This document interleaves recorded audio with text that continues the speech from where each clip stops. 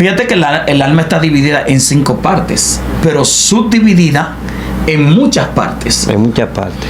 Quiere decir que ese espíritu está centralizado en la parte principal del alma antes que el ser humano llegue a tener un encuentro con el Señor. Por eso él dice, cuando sale del hombre. Ahora, ¿sale o lo sacan?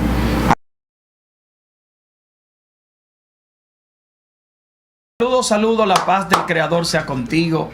Te bendiga el Eterno desde Sión y te bendiga también desde los cielos. Hoy quiero saludarte con mucho cariño, con mucho amor, con mucho afecto y con mucho respeto, porque tú lo mereces. Deseo que el día de mañana también seas bendecido, porque el día de mañana, a pesar de que trae su propio afán, el Eterno es el que hizo el día de mañana. Ya existe el día de mañana, ya está hecho. Aquí está el primo, aquí estamos. Hacía un tiempo que no estábamos juntos. O sea, a nivel de cámara. Porque juntos a cada rato que estamos. A nivel de esta bendición. Pero ya gracias a Dios, llegando fresco de las aguas profundas, vine aquí entonces a este... Regresa de USA para acá.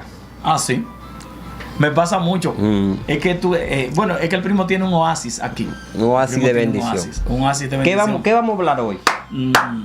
Vamos a hablar del espíritu que regresa. ¿Y por qué regresa? Dios mío, los espíritus que regresan. Sí. ¿Por qué regresa el espíritu de Mateo capítulo 12, verso 43 en adelante? Que creo que ahí que está, si mal no recuerdo. Cuando dice que cuando dice el espíritu inmundo sale del hombre. El espíritu inmundo. ¿Por qué espíritu inmundo? ¿Por qué espíritu? ¿Por qué inmundo? ¿Por qué sale? ¿Y por qué regresa? Wow, puedo definir todo eso. Yo estoy loco que tú de la introducción.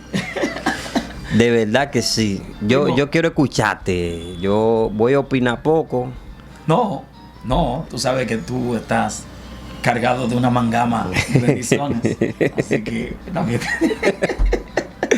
No lo vamos a editar ni nada, vamos a decir mismo. Nos gozamos. Sí. Nos gozamos. El primo Darwin Arias. Amén. Lo que pasa es que la gente no sabe que yo soy Ramón Arias. Ramón Arias. Esa gente son buenos. Sí. Mira, ministro Ramón. La Biblia dice, y el espíritu inmundo cuando sale del hombre va por lugares secos. Y dice, volveré de donde salí. Y al ver la casa adornada y barriga, busca 7 espíritus más. Y el postrer estado de aquella persona viene a ser peor que el primero. Wow. Es impresionante de que hay personas que quizás no saben que hay un espíritu que regresó y se está encargando de su vida. Y quizás ya por la forma que tiene de cómo tiene tanto tiempo en el evangelio y así sucesivamente, se ha adaptado y sin saber, sin revisar bien su vida, que puede ser que haya un espíritu que haya regresado y le esté haciendo mal. Oh, wow. Eso es interesante lo que tú dices. Porque si el texto dice así como tú, yo te lo repito. Cuando el espíritu inmundo. ¿Cuándo? En una fecha. ¿Cuándo? En un momento. Cuando ese espíritu inmundo sale del hombre. ¿Por qué Jesús especifica cuando el espíritu y no dice cuando los espíritus inmundos? Porque todo ser humano es portador por lo menos de un espíritu. Todo ser humano es portador por lo menos de un espíritu. Wow. Al portar ese espíritu, eso fue agregado al área emocional y sentimental de ese ser humano en una de las partes del alma. Fíjate que el alma está dividida en 5 partes, pero subdividida en muchas partes. En muchas partes. Quiere decir que ese espíritu está centralizado en la parte principal del alma antes que el ser humano llegue a tener un encuentro con el Señor. Por eso él dice, cuando sale del hombre. Ahora, ¿sale o lo sacan? Hay espíritus que salen, hay otros que lo sacan. Por eso yo decía en un video en mi canal Ramón Cabral Oficial que hay personas que no han recibido nunca la liberación de ese espíritu inmundo por vía de otra persona, sino que ese espíritu inmundo sale cuando el Espíritu Santo llega a la persona a morar y a dirigir de forma directa su vida. ¿Por qué? Porque todos los seres humanos son dirigidos por un compromiso. Y ese compromiso está basado en sentimientos, emociones y al mismo tiempo basado en particularidades. En ese sentido, queremos decir que todo ser humano que vive esa vida normal, la vida loca, como decía Ricky Martin, la vida esta normal que vive el mundo, no tiene una dirección del Espíritu Santo, no tiene una dirección de Ruach HaKodesh, no tiene una dirección del Espíritu de Dios. Wow. Tiene una dirección de esas tres cosas que yo te dije. Obligación. ¿Obligación de qué? La obligación de vivir, la obligación de mantenerse, obligado a mantenerse por encima de cualquier circunstancia. Obligados, porque es que dentro del alma hay una palabra que es obligación, que al mismo tiempo esa palabra obligación es subsistencia. Y esa palabra subsistencia es permanencia en la vida luchando por ella. Por eso no importa que un ser humano se esté muriendo, si se está muriendo está luchando todavía. Está luchando. Porque eso es supervivencia, permanencia y obligación. Entonces, en los sentimientos, en las emociones, ese espíritu está allí, alojado en esa parte que tenemos que se llama Nefesh, que es la parte del pecho. Nefesh. Entonces estamos aquí en eso que se llama Ruach, que es el espíritu que tenemos acá, que no tan solo es el espíritu de Dios, ni es el espíritu humano, sino que hay una entidad espiritual que está allí. Ahora, cuando ese espíritu ve que el Espíritu Santo viene para guiar la vida de alguien, número uno, ¿por dónde entra el Espíritu Santo? Entra por la boca y entra también por el pensamiento. El que creyere y confesare. Número uno, creyó. Número dos, confesó. El Espíritu Santo entra por esas dos partes. Cuando entra de manera invisible, ¿verdad? Ese espíritu mundo tiene rápidamente la autorización o el orden, o diríamos, ¿cómo se le ordena a alguien, verdad? Sí. Tiene la obligación de decir, llegó el Espíritu de Dios, hello, bye bye. Y por eso, ministro Ramón, la Biblia dice, vosotros sois templo del Espíritu Santo. Así es. Pero cuando ese templo que fue creado para el Espíritu Santo no está habitado por el Espíritu Santo, entonces identidades demoníacas operan en su vida. Así es. Por eso tú explicabas y decías que cuando ya el Espíritu entra, automáticamente desaloja todo espíritu que esté en la vida de una persona. Perdón. Una observación. Muy buena tu cosa, pero el espíritu inmundo específicamente es el que se va cuando el Espíritu Santo entra. Sí. Porque los otros hay que liberarlos. Ok. Recuerda que por eso nosotros, tú que has ministrado liberación también, y le has ministrado a mucha gente, Dios lo usa en liberación. Gloria. Y el número de él lo pueden poner ahí porque Dios lo usa en eso. Tú verás cómo te van a estar llamando. Gloria a Dios. Cuando Él ministra liberación y hemos ministrado liberación, nos damos cuenta que hay personas que tienen el Espíritu Santo, pero tienen espíritus también. Eso significa que el único que sale sin que se le avise es el espíritu inmundo. Salió. Pero hay otros espíritus que están ocultos en partes del alma. Para secuentar eso que tú estás diciendo, es más fuerte. La Biblia dice que cuando Jesucristo llega a Gadara, dice que viene al encuentro un endemoniado. Y el endemoniado pone su pauta y dice, no nos mandes al abismo, permítenos entrar en el acto de los cerdos. Sí, un acto. Es decir, que el espíritu inmundo, el encargado, dice, permítenos salir y entrar en el acto de los cerdos. Oye, ¿qué cosa? Pidió permiso. Un acto era como de 1,000 a 2,000 cerdos, pero ellos eran 6,000. O sea que se iban a distribuir en esos cerdos. Cuando esos cerdos lo sintieron, dijeron, mejor muerto. Wow, pero el cuerpo humano fue creado con una capacidad, porque tú sabes lo que una persona tiene legiones de demonios. Por eso era tan increíble de que como el endemoniado se hería con piedra. Sí.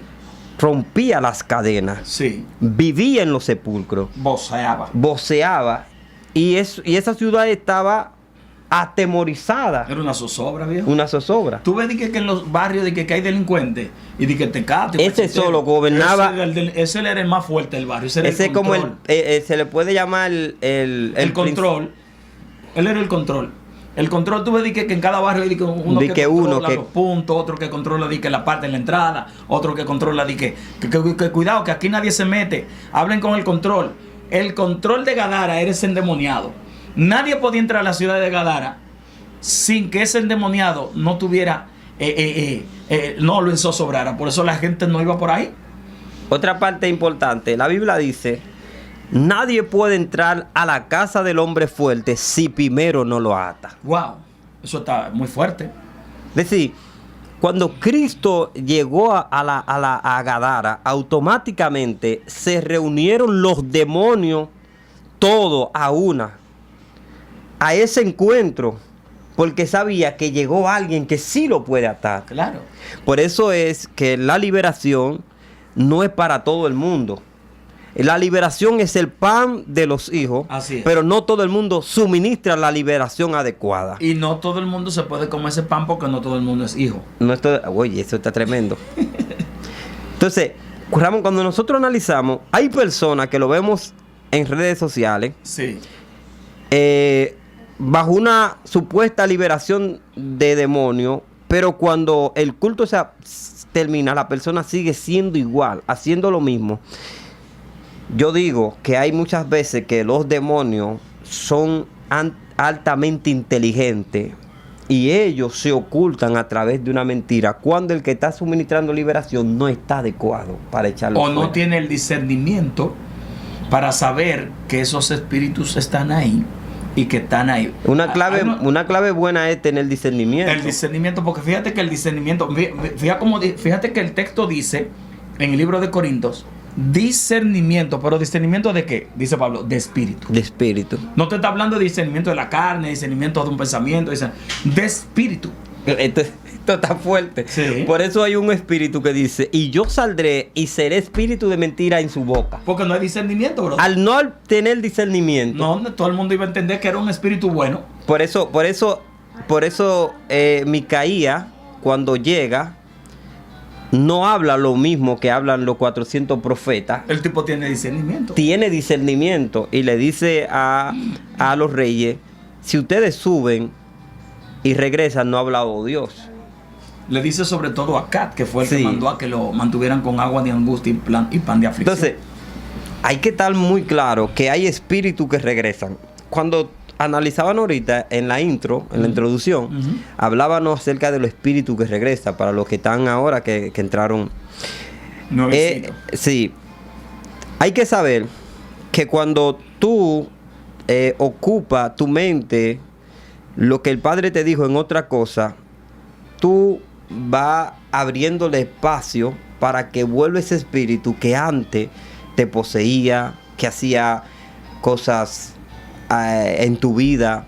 Tienes que saber que para mantener una vida bien organizada, de que ese espíritu no regrese, porque ese espíritu está amenazante siempre. Oiga, hermano, una persona es libre del alcohol, pero ese espíritu, cada vez que esa persona pasa por un lugar y ve a gente bebiendo, ese espíritu comienza a llamarle y a traerle y a recordarle. Tú te recuerdas que tú los 15 te parabas en esta esquina, y esto. Ese espíritu no está golpeando. 16. Igual como los que ven pornografía, los que eran amanerados, homosexuales. Es decir, ese espíritu está ahí. ¿Cómo nosotros podemos, usted como ministro, combatir con esos espíritus? ¿Cómo nosotros podemos crear un muro de contención para detener esos ataques? ¿Cómo nosotros podemos? Nosotros tenemos que hacer, lo primero que, cuando tú quieres ser libre, tú tienes que buscar la libertad. Y la libertad está a través de Jesucristo. Sí. Pero una vez tú tienes la libertad, tú sabes que tú estás bajo amenaza. Bajo amenaza porque hay un espíritu que todo el tiempo te está vaqueando, te está chiqueando, te está observando. Todo el tiempo está observándote a ver cómo tú descuidas lo que él dejó. Wow. Porque si tú descuidas lo que él dejó, él va a ir detrás de lo que él dejó. ¿Y qué fue lo que él dejó? A ti. Entonces, él va a estar observando. ¿Desde dónde? Desde un lugar sin reposo. Por eso Mashiach dijo, anda por lugares secos.